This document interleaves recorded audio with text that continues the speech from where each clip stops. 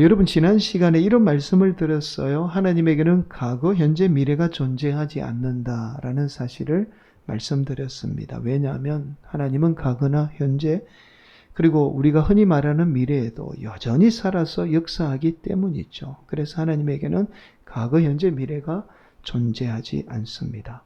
그래서 저와 여러분이 현재 믿음이 중요하다라는 말씀을 드렸어요. 지금도 내 삶 가운데 하나님이 살아서 역사하고 있다는 이 믿음은 우리가 흔히 말하는 미래를 얼마든지 복되고 행복한 시간으로 만들 수 있습니다.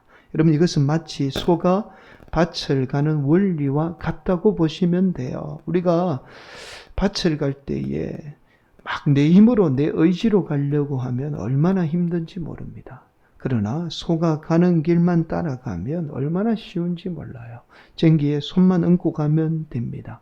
그러나 때로는 삐뚤삐뚤해서 삐뚤삐뚤해도 반드시 앞으로 나아가게 됩니다.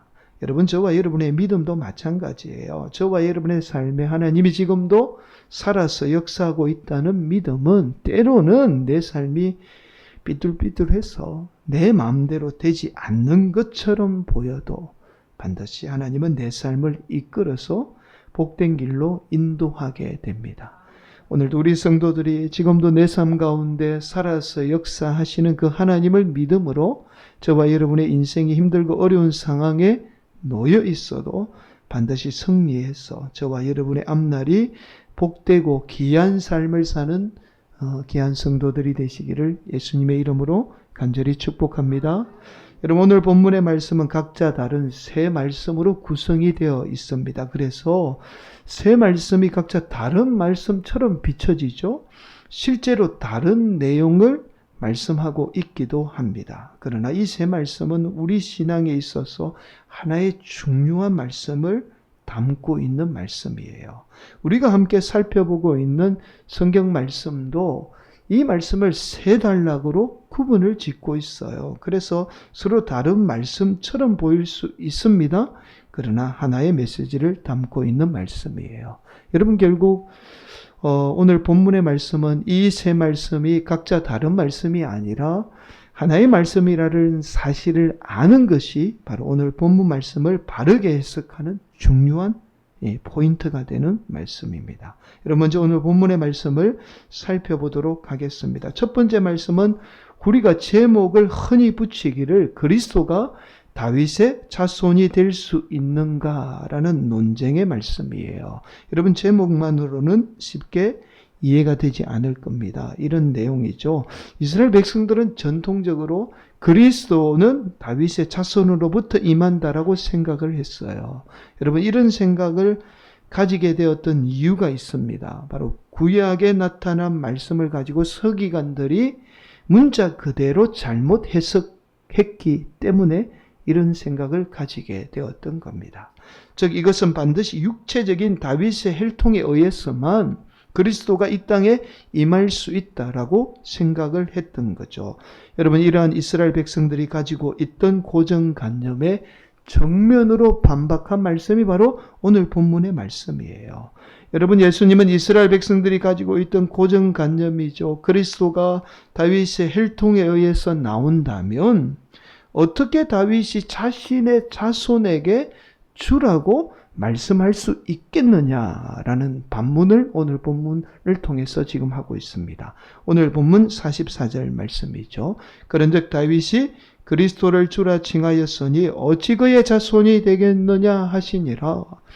여러분 본문에서 주라는 말씀은 헬라어 키리오스라는 단어입니다. 이 단어는 단순히 주인을 나타내는 단어가 아니라 근세를 부여받은 자, 즉 하나님의 아들이라는 말씀이에요. 여러분 결국 예수님이 하나님의 아들인 그리스도는 단순히 눈에 보이는 다윗의 혈통으로만 나올 수 있다라면 어떻게 다윗이 자기 자손에게 주라고 하나님의 아들이라고 그렇게 말씀할 수 있겠느냐는 말씀이죠. 여러분 이 말씀은 단순한 말씀 같지만 당시 이스라엘 백성들이 가지고 있었던 이 사고 수준에서는 엄청나게 충격적인 말씀이에요.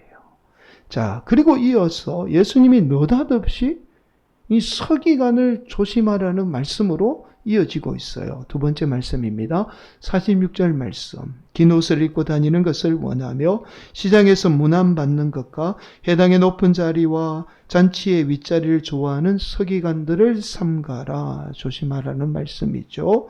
여러분, 서기관 하면 주로 율법을 연구하고 율법을 가르치던 사람을 말합니다. 그런데 이 서기관들이 예수님 당시에는 재판까지 관여하게 돼요. 왜냐하면 여러분, 이스라엘 백성들은 하나님을 믿는 신정국가죠. 여러분, 그래서 당시 이 이스라엘 백성들의 법이 곧 하나님의 말씀인 율법이었던 거예요. 그래서 재판할 때 율법에 대한 서기관들의 해석이 중요하게 작용을 했던 거죠. 그래서 서기관들이 재판장의 역할까지도 하게 되었던 겁니다. 여러분, 오늘날로 치면 판사라고 보시면 돼요. 여러분, 판사가 재판할 때 그냥 정장만 있는 게 아니라 반드시 뭐죠? 판사복을 입고 재판을 하죠. 그래서 건의가 서게 되는 거죠. 서기관들도 마찬가지였어요. 자신들의 건의와 어떤 자신들의 특별함을 나타내기 위해서 항상 기다란 예복을 입고 평소에도 다녔습니다. 또한 유대인들의 율법 다음으로 유대인들이 지켰던 탈무드에 의하면 반드시 서기관들에게 존칭을 사용해야 되고, 그리고 또한 서기관을 마주치게 되면 반드시 인사해야 한다라고 그렇게 기록하고 있어요. 그래서 사람들이 많이 모이는 장터에 나가면 사람들이 그들에게 나이와 상관없이 어려도 서기관들에게 인사를 하며 존경을 표하게 됩니다. 그리고 해당에 가면요, 가장 높은 자리에 따로 좌석이 마련되어 있었어요. 심지어는요, 이뿐만 아니라 잔치집에 가도 항상 상석에 앉아서 극진한 대접을 받게 됩니다. 심지어는 오늘 본문에 나와 있죠. 돈 많은 가부들의 재산을 관리해주며 그들과 부적절한 관계를 맺고는 그들의 돈을 갈취하는 도덕적으로 타락한 서기관들도 있었습니다. 그래서 예수님은 오늘 본문 말씀을 통해서 이런 서기관들을 반드시 조심해야 한다. 하나님의 말씀도 왜곡되게 해석하지만 자신의 욕망들을 위해서 가난한 사람을 착취하며 그리고 자신들의 특별함을 나타내며 다니는 이 서기관들을 조심하라고 말씀하고 있습니다. 여러분, 마지막 말씀이 바로 가부가 드린 헌금에 관한 말씀이에요. 예수님은 가부가 가진 자신의 전부이죠.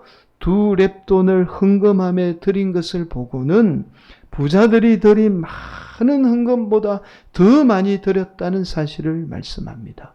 오늘 본문 21장 2절 3절 말씀인데요. 우리가 한 번 더 함께 봉독하도록 하겠습니다. 또 어떤 가난한 가부가 2렙돈 넣는 것을 보시고 이르시되 내가 참으로 너희에게 말하노니 이 가난한 가부가 다른 모든 사람보다 많이 넣었도다. 여러분, 놀랍게도 이 렙돈은 당시 가장 작은 돈의 단위입니다. 그러니까 오늘날로 치면 한 100원 단위의 돈이라고 보시면 돼요. 오늘날 거의 제일 작은 돈의 단위가 10원인데 10원 거의 사용 안 하잖아요. 저도 10원짜리 본 적이 아주 오래됐습니다. 근데 100원짜리는 우리가 가장 작은 돈으로 많이 사용을 하고 있지요. 여러분, 가난한 가부가 안타깝게도 자신이 가지고 있던 돈이 전부가 200원 정도였던 것 같아요. 근데 그 전부를 하나님 앞에 다 드린 겁니다. 여러분, 우리가 생각할 때에 아무리 가난해도 2,000원도 아니고 200원은 그래도 너무한 거죠. 이에 반해서 부자는 그래도 한 몇십만 원 정도는 헌금했을 거예요. 왜냐하면 남들이 보는 눈이 있으니까 꽤 많은 돈을 헌금을 했을 겁니다. 여러분, 이 200원과 몇십만 원은 사실은 비교가 안 되는 돈이에요. 그런데 예수님은요, 오히려 이 가부가 다른 사람보다 더 많이 헌금했다고 그렇게 지금 말씀하고 있어요. 여러분, 우리는 대개 오늘 본문의 마지막 말씀 때문에 오늘 본문의 말씀이 헌금에 관한 말씀으로 알고 있지요. 아마 대부분의 성도들이 오늘 말씀입니다. 가난한 여성이 자신의 전부를 헌금했듯이 우리가 아무리 가난해도 하나님 앞에 절대로 헌금을 잊어서는 안 되고 반드시 헌금해야 한다. 그래야 저와 여러분이 물질의 복을 받게 된다라는 말씀으로 대부분 오늘 본문의 말씀을 알고 있을 겁니다. 여러분, 그러나 오늘 본문 말씀 어디에도 이 가난한 여성이 자신의 전부를 헌금한 것 때문에 하나님으로부터 물질의 복을 받았다는 말씀은 없어요. 여러분, 심지어 이 가난한 여성이 자신의 전부를 드렸는데 예수님이 이 여성을 칭찬했다라는 말씀도 없습니다. 여러분, 그렇잖아요. 이 가난한 여성이 자신의 전부를 드렸으면 예수님이 이 여성을 칭찬할 만도 하잖아요. 충분히 칭찬받을 만한 일을 한 거잖아요. 그런데 오늘 본문은 이 여성을 칭찬하고 있지 않아요. 자신의 전부를 드렸다고 해서 칭찬하고 있지 않습니다. 단지 성경은 이렇게 말씀해요. 이 가난한 여성이 드린 2렙돈이 부자가 드린 헌금보다 더 많이 드렸다라는 사실만을 지금 말씀하고 있습니다. 여러분, 이 말씀은 곧 오늘 본문의 말씀이 헌금에 관한 말씀이 아니라는 사실을 알 수 있어요. 여러분, 헌금에 관한 말씀이 아닙니다. 우리가 지금껏 잘못 알고 있는 거예요. 여러분, 오늘 본문의 말씀이 무슨 말씀인지 제대로 알기 위해서는 앞서서 살펴본 첫 번째 말씀과 연결지어서 살펴보아야 합니다. 첫 번째 말씀은 예수님이 단순히 이스라엘 백성들이 가지고 있던 고정관념을 깨트린 말씀이 아니에요. 즉 그리스도가 다윗의 혈통으로 나신다는 잘못된 고정관념을 말씀하신 것이 아니라 바로 다윗의 자손을 통해서 이루어질 하나님의 나라는 우리가 눈으로 볼 수 있는 육적인 나라가 아니라는 사실을 지금 말씀하고 있어요. 여러분, 그래서 다윗의 혈통을 통해서 눈에 보이는 나라를 기도했던 이 서기관들은 반드시 자신의 욕망으로 인해서 타락할 수밖에 없다는 이 부정적인 사실을 오늘 본문은 우리에게 말씀하고 있는 거예요. 여러분, 우리가 눈에 보이는 것은 반드시 저와 여러분의 욕망이 작용해요. 여러분, 보이는 것, 이런 것들은 다 우리의 욕망에 의해서 이끌리게 되죠. 그래서 그 욕망이 서기관들을 타락하게 만들었듯이 저와 여러분의 인생 또한 반드시 망하게 만듭니다.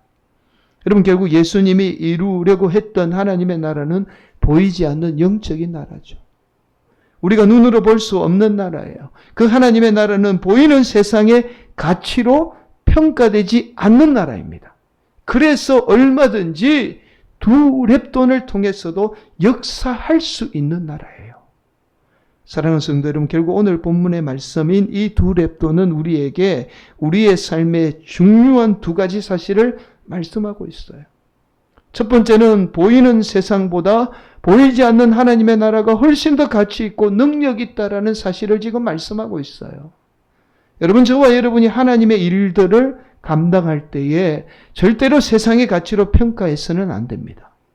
보이지 않는 하나님의 나라는 얼마든지 2렙돈을 통해서도 하나님이 역사하면 놀라운 일들을 이루어가게 돼요.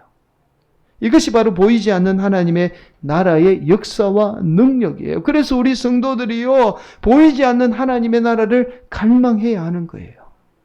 여러분, 또 하나의 본문의 말씀이 우리에게 주는 놀라운 사실은 혹 저와 여러분의 인생이 세상의 가치로 볼 때 아무것도 할 수 없는 2렙돈과 같은 인생일 수도 있어요. 세상의 가치로 볼 때는. 그러나 보이지 않는 하나님의 나라의 가치로 보면 저와 여러분은 얼마든지 더 많은 일들을 이루어갈 수 있는 복된 인생이라는 사실을 오늘 본문을 통해서 말씀하고 있는 거예요. 여러분, 저와 여러분의 인생을 세상의 가치로 평가해서는 절대로 안 됩니다. 여러분, 우리 성도들이 오늘날 삶이 힘들거나 또한 삶의 어려운 문제를 만나게 되는 이유가 바로 세상에 보이는 것만 보고 살기 때문이에요. 그래서 성경은 늘 우리에게 보이지 않는 것에 집중하며 살라고 말씀해요. 그 말씀이 바로 고린도후서 4장 18절 말씀이죠. 이렇게 말씀하잖아요. 우리가 주목하는 것은 보이는 것이 아니요 보이지 않는 것이니 보이는 것은 잠깐이요 보이지 않는 것은 영원함이라. 여러분, 놀랍게도 구약의 말씀은 보이는 것을 강조합니다. 왜냐하면 하나님이 이스라엘 백성들에게 직접 나타나 보여서 역사했기 때문에 보이는 것을 강조해요. 그래서 구약의 말씀에 보면 복과 하나님의 저주가 강조되어 있잖아요. 하나님께 순종하면 보이는 복을 받게 되죠. 또 하나님께 불순종하면 보이지 않는 저주를 받게 된다라고 그렇게 말씀합니다. 반면에 신약에 와서는 예수님이 보이지 않는 영적인 세계를 강조해요.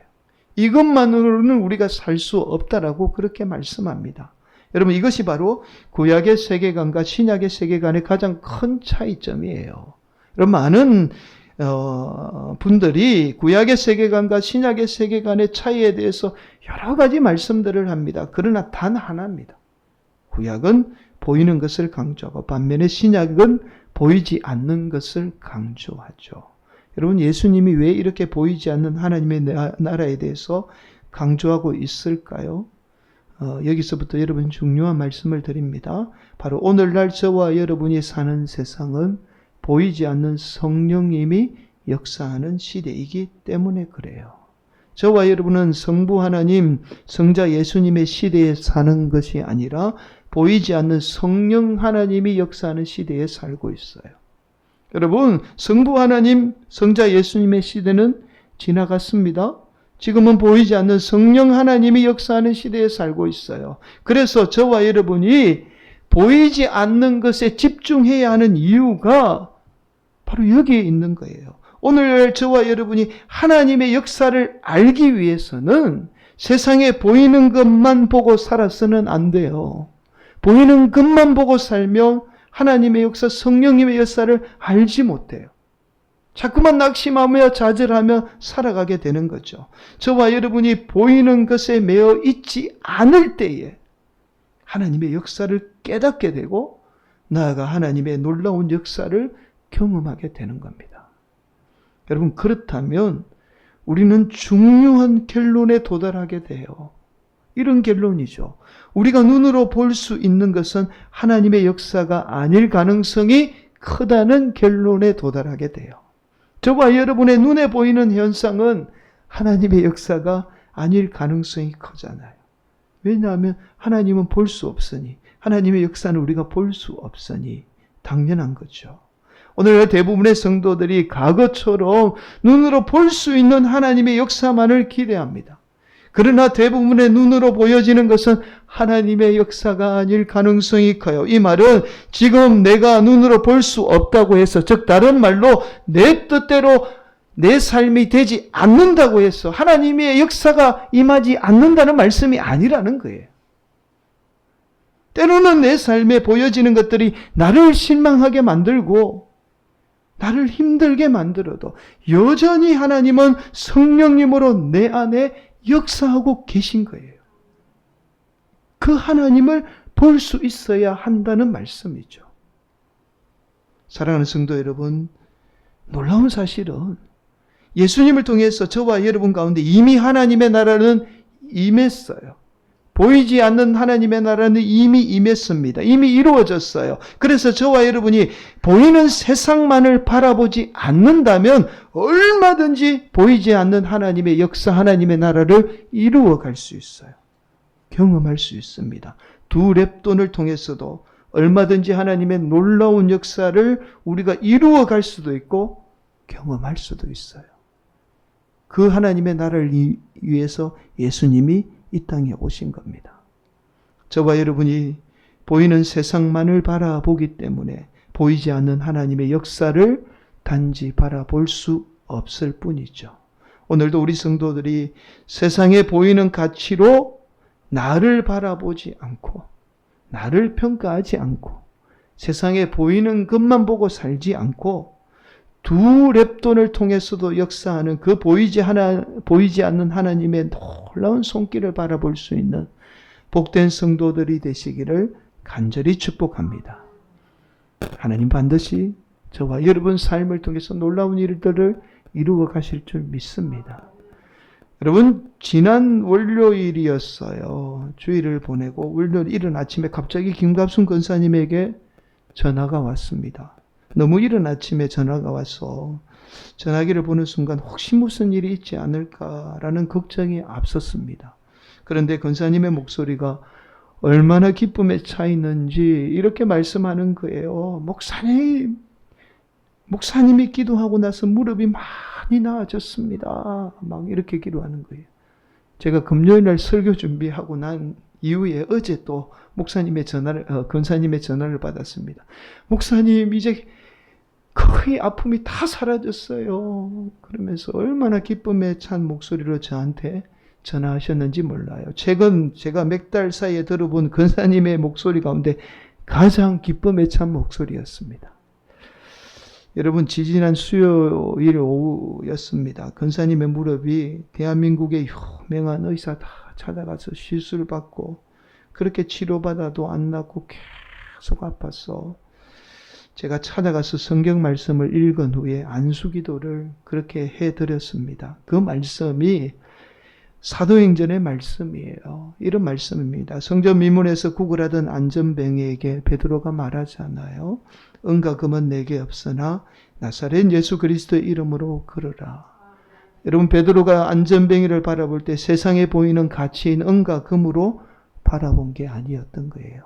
하나님이 보이지 않던 하나님의 역사가 임하면 얼마든지 일어나 걸을 수 있다라는 그 보이지 않는 하나님의 역사를 바라본 거죠. 이 말씀을 읽고는 권사님, 안전뱅이는 한 번도 걸어보지 못했지만 예수님의 이름으로 걸었습니다.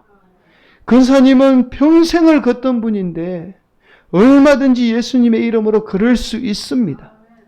그렇게 담대히 하나님 말씀을 선포했어요. 그리고는 안수기도를 드렸습니다. 권사님이 얼마나 우시는지 몰라요. 서러움에 복받쳤어. 본인은 평생 예수 잘 믿고 예수님 잘 섬겼는데 이런 아픔이 찾아온 거에 대해서, 또 자녀들이 있지만 자녀들이 자신의 마음을 몰라주는 것 때문에 기도하는 내내 펑펑 우는 그 모습을 제가 보았습니다. 그리고 지난 수요일에 제가 권사님을 또 찾아갔어요. 권사님이 기도의 능력을 경험하신 후에 저보고 또 와서 기도 좀 해달라고 그렇게 간절히 부탁을 해서 제가 수요일 가서 또 기도를 드렸습니다. 가기 전에 권사님에게 드시고 싶은 게 없느냐고 여쭈어 봤더니 권사님이 콩국수가 그렇게 먹고 싶다는 거예요. 그래서 사드렸더니 젊은 사람 못지않게 얼마나 맛있게 드셨는지. 여러분, 이 예가 혹 저의 자랑으로 들리실지 몰라서 조심스러운 부분이 좀 있습니다. 그러나 제가 권사님에게 기도하러 가기 전에 성령님이 저에게 주신 마음이 있었어요. 확신이 있었습니다. 그래서 성령님이 주신 마음으로 가서 기도해 드린 거예요. 제 의지가 아닙니다. 사랑하는 성도 여러분, 세상 사람은 이런 일들을 우연이라고 말할 겁니다. 아니면 시간이 지나서 좋아졌다라고 말씀 아마 하실 거예요. 그러나 우리 성도들은 보이지 않은 하나님의 역사라는 사실을 믿음으로 바라볼 수 있어야 합니다. 사랑하는 성도 여러분, 오늘도 우리 성도들이 보이지 않는 하나님을 바라보게 되면 저와 여러분이 가진 두 랩돈을 통해서도 얼마든지 하나님의 놀라운 역사를 이루어갈 수 있어요. 제가 이번 주 말씀 준비하면서 하나님이 주신 말씀도 교회 이전 문제도 돈의 문제가 아니라는 거예요. 우리의 믿음의 문제지. 두 랩도를 통해서 역사하는 그 하나님을 바라보아야 한다는 말씀이었습니다. 사랑하는 성도 여러분, 또한 저와 여러분의 삶이 세상의 눈으로 볼 때 보잘것없는 두 랩돈처럼 보여도 저와 여러분 인생 얼마든지 하나님의 놀라운 역사를 이루어갈 수 있습니다. 나이가 많은 것 중요하지 않아요. 저와 여러분의 믿음이 중요합니다.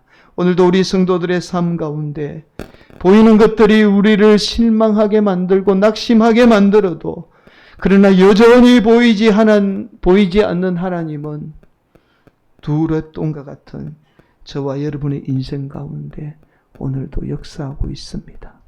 오늘도 우리 성도들이 그 하나님을 바라볼 수 있는, 그래서 하나님의 놀라운 역사를 이루어가는 복된 성도들이 되시기를 예수님의 이름으로 간절히 축원을 드리겠습니다.